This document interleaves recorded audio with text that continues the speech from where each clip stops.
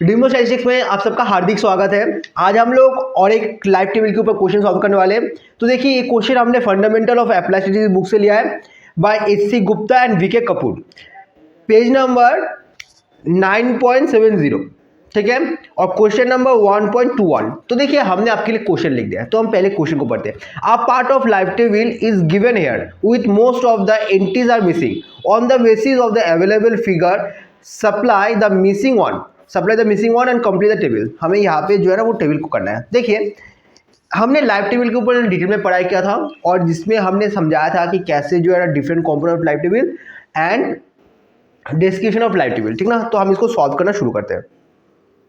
तो देखिए एक्स जो होता है वो होता है आपका एज, ठीक ना, एज है। और एल एक्स मतलब होता है कि the number of person who attain the age x. तो यहाँ पे हो जाएगा आपका 93,102, ठीक ना, वो हो गया आपका एल एक्स।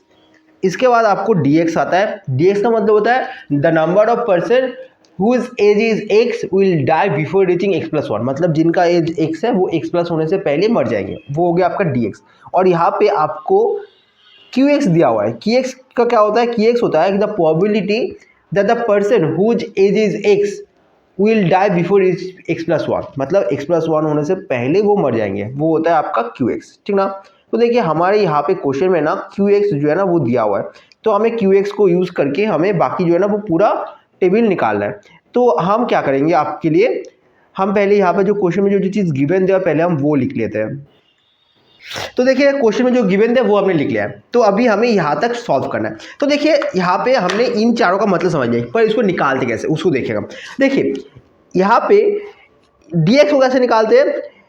देखिए dx equal to L x minus L x plus one, ठीक ना। तो हमारे पास तो एल एक्स प्लस वन है ही नहीं, तो हम ये फॉर्मूला यूज नहीं कर पाएंगे। और एक क्या होता है, हमें पता है कि जो qx है वो प्रोबेबिलिटी होता है। qx का मतलब होता है कि probability that the person age x will die before reaching x+1, ठीक ना। तो आप यहाँ से एल एक्स डी एक्स को निकाल सकते हैं। तो देखिए यहाँ से आप क्या लिख सकते हैं, यहाँ से आप लिख सकते हैं कि dx equal to L x into Q x, ठीक ना। तो देखिए यहाँ पे हम इसको सॉल्व करना शुरू करते हैं। तो देखिए यहाँ पे आ गया आपका 93,102 इंटू 0.62, ठीक है। तो आपका नंबर ये आ गया। देखिए ये जो है ना वो dx नहीं है। क्यों dx नहीं है? क्योंकि देखिए यहाँ पे 1000 qx है, पर हमारे क्वेश्चन में तो यहाँ पे qx था सिर्फ हमारे इक्वेशन में। तो हम क्या करेंगे, इस नंबर को 1000 से डिवाइड कर देंगे, ठीक है। जो नंबर मिला वो होगा हमारा dx। तो आप यहाँ पे dx लिख दीजिए। dx आपको कितना मिला? वो मिला 57। देखिए 57.7 है। ये यहाँ पे हम इंसानों को काउंट करें तो इंसान जो है वो फ्रैक्शन में होता है, तो हम राउंडिंग ऑफ कर लेंगे, तो 58 हो गया आपका, ठीक है। देखिए अभी हमें इस फॉर्मूला को यूज़ करना है, ठीक ना। इस फॉर्मूला को कैसे यूज़ करना है हमें? देखिए यहाँ से अगर हमें एल एक्स प्लस वन निकालना है तो हम कैसे निकालेंगे? L x plus one equal to L x minus D x, ठीक है। तो देखिए 91,102 माइनस 58, ठीक है। तो क्या मिल गया हमें? 93,044, ठीक है। सिमिलरली 93,044 को आप 0.66 से इंटू कर दीजिए। तो इंटू कर दिए तो आपको ये नंबर मिल गया। इसको आप 1000 से डिवाइड कर दीजिए तो आपको क्या मिला? 61.4। तो यहाँ पे हमें मिला 61, क्योंकि हम राउंडिंग ऑफ करके लिखेंगे। तो दोबारा 93,044 माइनस 61, तो हमें क्या मिल गया? 92,983, ठीक है। तो इसी प्रोसीजर को हम पूरा फॉलो करेंगे और आपके लिए आंसर निकालेंगे, ठीक ना।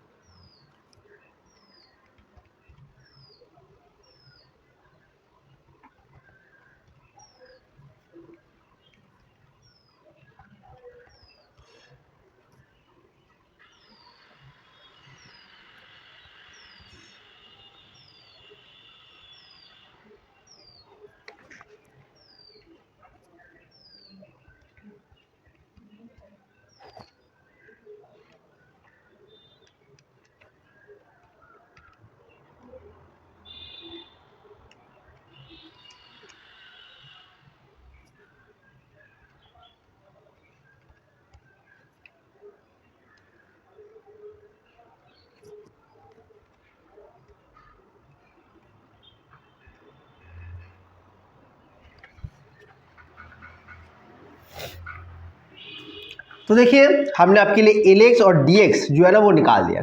इसके बाद हमारे टेबल में जो नेक्स्ट कंपोनेंट है वो है कैपिटल एल एक्स, ठीक ना। कैपिटल एल एक्स को कैसे निकालते हैं? कैपिटल एल एक्स को निकालने के दो तरीके होते हैं। देखिए कैपिटल एल एक्स को निकालने का पहला तरीका होता है कि L x capital L x equal to half of small L x plus L x plus 1, ठीक है। और इसका दूसरा होता है कि L x capital L x equal to small L x minus half of D x, ठीक है। तो आप इन दोनों में से कोई भी फॉर्मूला यूज़ कर सकते हैं। हम यहाँ पे कौन सा, हम यहाँ पे सेकेंड वाला फॉर्मूला यूज़ करेंगे। तो देखिए 93,102 माइनस 0.5 इंटू 58, ठीक है। तो देखिए हमें क्या मिल गया, हमें यहाँ पे मिल गया 93,073, ठीक है। तो ऐसे ही हम पूरा जो है ना आपके लिए सॉल्व कर लेंगे, ठीक है।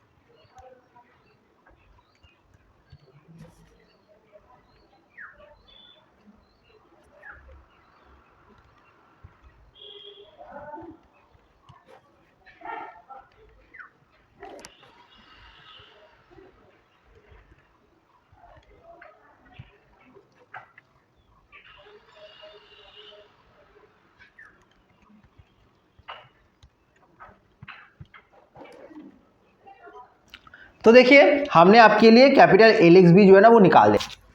हमारे टेबल में जो नेक्स्ट आएगा वो आएगा कैपिटल टी एक्स, ठीक है। तो देखिए कैपिटल टी एक्स का एक वैल्यू हमारे पास दिया हुआ है 4842,446, ठीक है। ये जो है ना वो हमें दिया हुआ है। तो इसको निकालने का फॉर्मूला क्या होता है, सॉरी टी एक्स का जो होता है वो होता है आपका T x plus 1 plus capital L x. तो देखिए इसको कैसे निकालेंगे हम, इसके साथ इसको प्लस करेंगे और इसको ये आएगा, ठीक ना। तो 4842,446, ठीक है, 4842,446 प्लस 92385, ठीक है। तो आपको मिल गया। तो यहाँ पे आ गया 4934831, ठीक है। हम सिमिलरली यहाँ पे सभी जो है ना आपके लिए निकाल देंगे, ठीक है।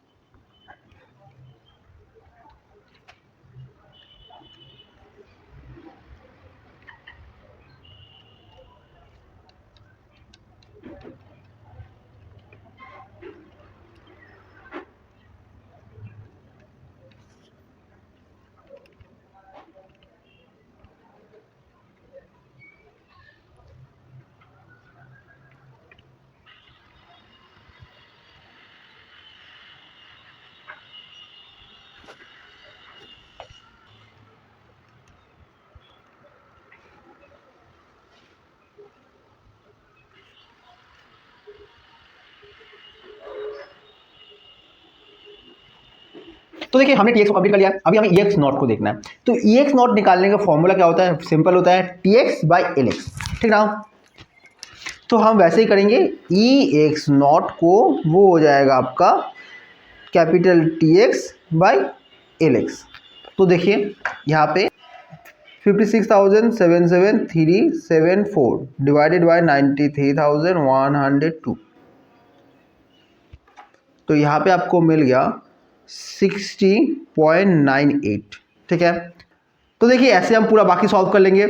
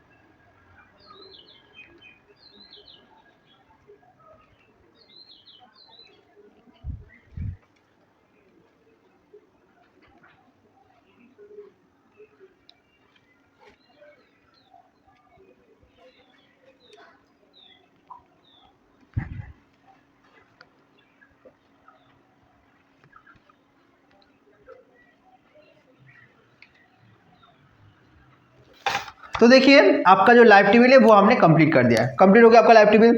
देखिए इसके बाद हमें कुछ क्वेश्चन सॉल्व करने बोला है। पहला क्वेश्चन क्या बोला है, फर्स्ट क्वेश्चन पूछा है a child of age 10 will live at least 5 year more, जिसका उम्र 10 साल है वो और 5 साल जिंदा रहेगा, उसका प्रोबेबिलिटी निकालना है हमें। तो देखिए हम इसका आंसर लिखते हैं, probability that a child of age 10 will live at least 5 year more। देखिए ये बहुत ही आसान है, इसका आंसर क्या होगा, इसका आंसर होगा L15 बाई L10, ठीक ना, L15 बाई L10। तो यहाँ पे आपको क्या मिलेगा 92758 बाय 93102। ठीक है, तो आप इसको सिंपली डिवाइड कीजिए और आपका जो है ना आंसर निकल जाएगा। तो हम डिवाइड कर लेते हैं। तो देखिए इसका हमें आंसर क्या मिला 0.996। ठीक है, तो आपका आंसर आ गया। इसके बाद नेक्स्ट क्या पूछा है, B that two child age 10 and 11 will live at least 5 year और मोर। दो चाइल्ड है जिनका एज 10 और 11 है, वो 2 साल आगे 5 साल और जिंदा रहेगा। ठीक ना, तो हम यहाँ पे लेते A, probability that age 10 will survive 5 years more। B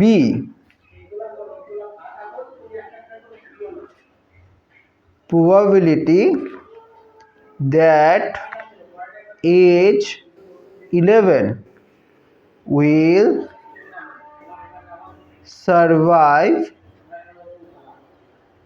5 years more।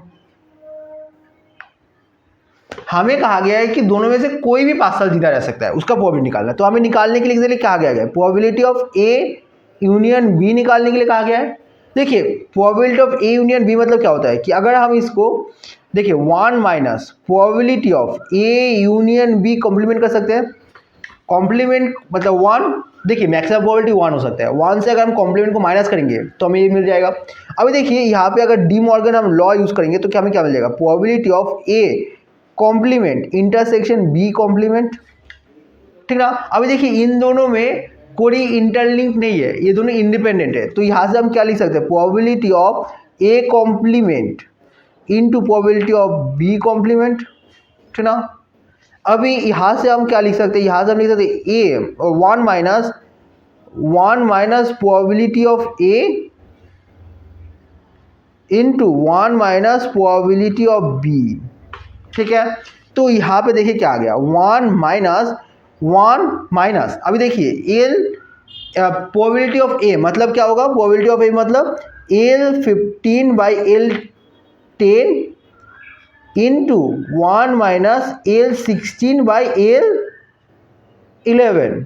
ठीक ना, आप इन सब का वैल्यू बैठा दीजिए और आपका आंसर जो है ना वो आ जाएगा। तो देखिए 1 माइनस देखिए L15 का वैल्यू क्या है, 92,758 बाय 93,102।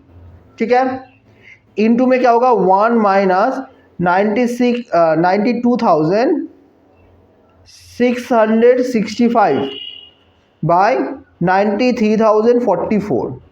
ठीक है, आप कैलकुलेट, तो देखिए हम सॉल्व करते हैं।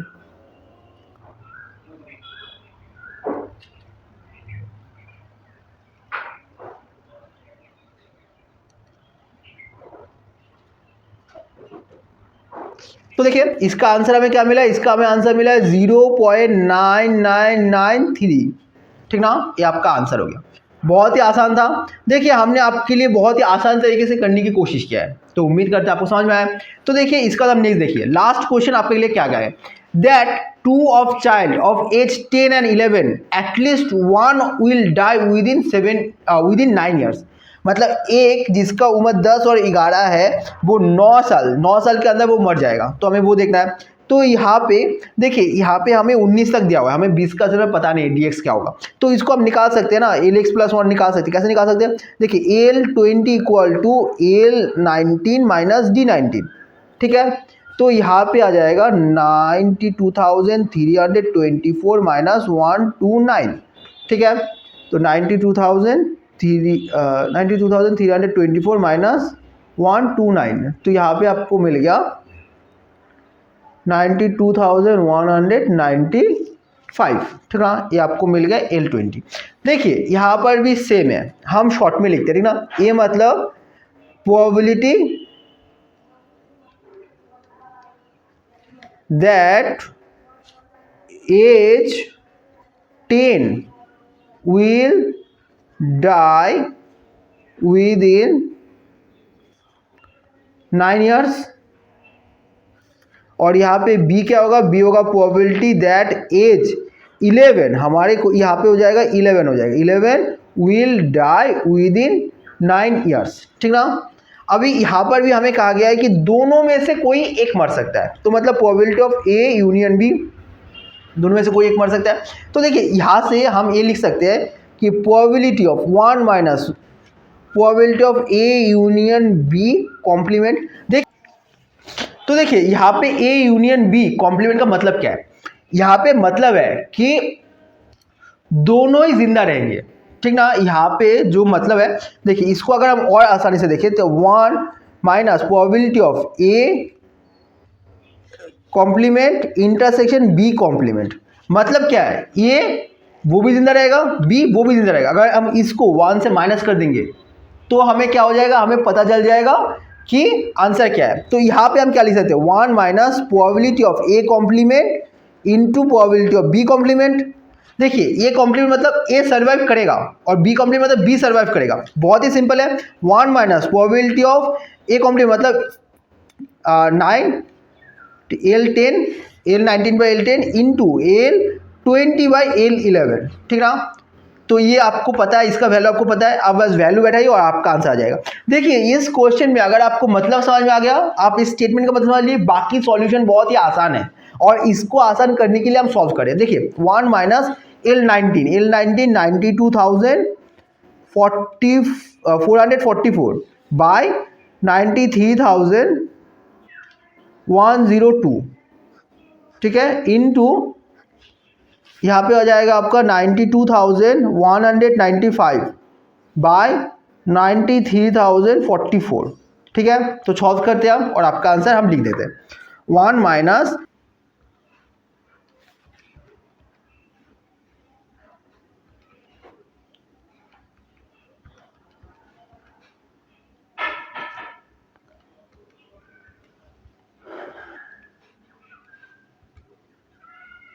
तो देखिए हमें आंसर क्या मिला, हमें आंसर मिला 0.016, ठीक ना। और इसी के साथ हमारा ये क्वेश्चन ए पे कंप्लीट होता है। उम्मीद करते हैं आप इस क्वेश्चन में कोई कंफ्यूजन नहीं है। अगर कोई भी कंफ्यूजन है, कोई भी डाउट है तो कौन सा पूछिए। और अगर आपको लाइव टीवी पे कोई डाउट है तो आप हमारे प्रीवियस वीडियो देख सकते हैं। Thank you for watching.